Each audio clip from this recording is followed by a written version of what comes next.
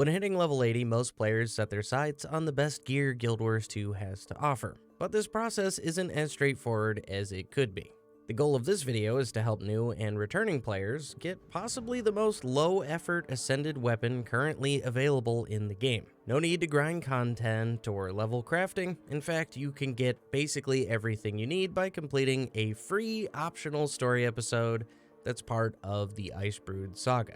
But while the episode itself is free, the Path of Fire expansion will be a requirement to actually play that episode.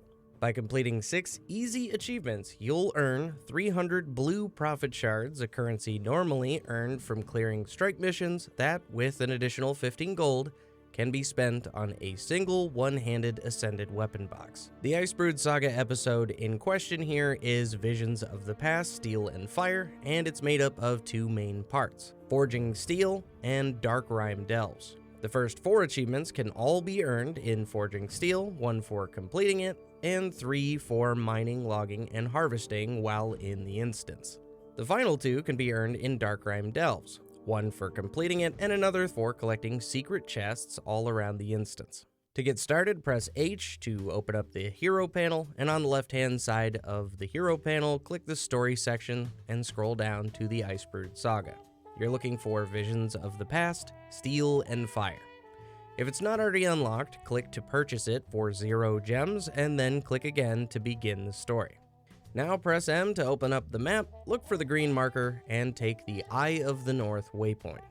The game will now guide you to a giant white dragon in front of a pool of water. After some dialogue, you'll be able to use that pool to start the Forging Steel strike mission that you can choose to either play in a public group or a squad. It should be noted that by choosing to play in a squad without inviting any extra players will actually just allow you to play through the thing solo if you prefer, as this strike mission will actually scale to the number of people playing. Make sure you have a fresh set of gathering tools equipped before starting the mission, and I'm not going to say this again, but you definitely need to gather everything in sight while you play through it. The Forging Steel strike mission is an hour-long mission where you basically just guard a tank from waves of mobs until it eventually reaches a boss. If the tank loses too much HP, it stops moving, but you can heal it by picking up any scrap on the ground and throwing it at the tank. You can also ride inside of and attack with the tank by interacting with it, as long as you've picked up some munitions typically dropped from enemies along the way. Eventually you will reach a big door that will stop your progress, and so you'll need to use the tank to attack a couple of weak points in the door, and then use the tank's ability 3 to actually harpoon and pull the door off its hinges. Beyond that, you really only need to complete events as they occur until you reach the boss, most of which require you to pick something up and throw it at a marked NPC, that is, you guessed it, right next to the tank. During the boss fight, of course, kill enemies and try to keep them off of the tank, and use scrap to try and keep the tank from running out of HP. Activate glowing runes on the ground to put up some guard walls that'll protect the tank from harder hitting boss abilities, and keep an eye out for when the tank lines up directly in front of the boss. Whenever this happens, make sure you click on the boss or hit tab to target it, and if you should see a teal colored bar directly below its health bar, press F to get inside the tank and repeatedly use the 3rd skill in order to deplete that bar. This is called breaking the break bar and greatly weakens the boss for a short time, so immediately fire any ammo you have or get out of the tank and attack it directly, at least until you start to notice that your damage numbers begin to shrink. From here, just rinse and repeat until the boss is finally dead. After getting your loot from completing the boss, head on just a little bit farther and you'll notice that there is a portal. Now, you might think this is going to take you out of this instance, but it's actually going to take you right into Dark Rime Delves. Dark Rime Delves is just a solo story instance, and it's pretty straightforward to complete. Just remember that you have to locate and open 3 secret chests before you make it to the boss.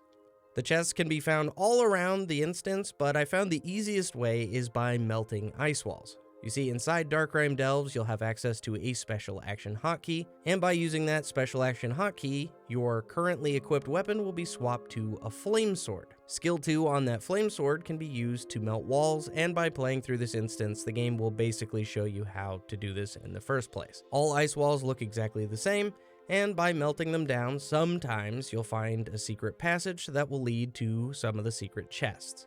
By doing this in the first few areas, I was quickly able to open up 3 chests and just move through the rest of the instance.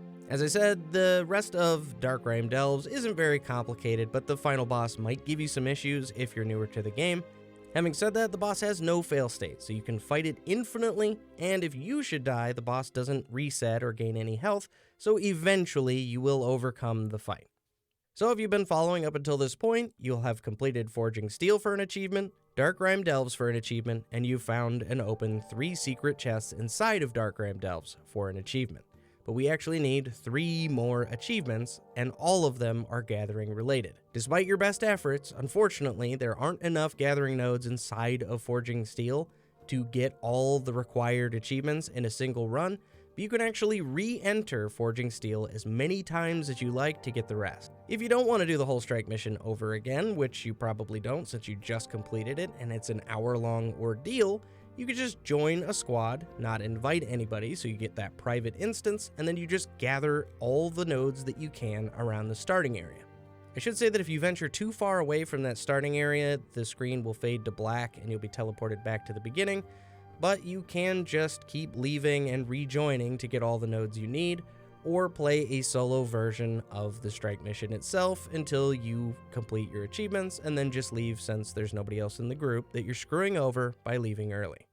Now just head back to Eye of the North, find an Asuran NPC named Smoxy with a blue crystal icon above her head, and talk to her to pick out your Ascended weapon box. You will need, as I said earlier, 15 gold in order to make the final purchase, but if you're selling Mystic Coins that you earn from your daily login reward, or you're playing any other kind of gold-yielding meta events or content in the game, this really shouldn't be any big issue. The item you choose will have to be a one-handed weapon, because two-handed weapons will cost an additional 200 blue profit shards, but you could feel free to play the Icebrood Saga strike missions if you strongly prefer to use this method to get a two-hander. Also, the stats of any weapon earned by this method are limited to Central Tyria's stat combinations, but these are still totally viable, and you can easily swap those stats later on if you should decide.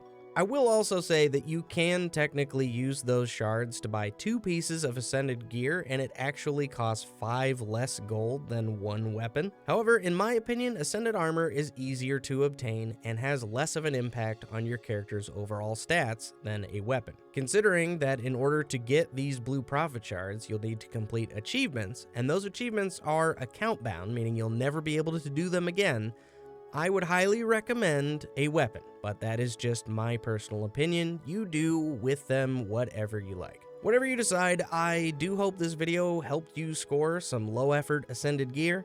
Thanks for watching, and I'll see you in the next one.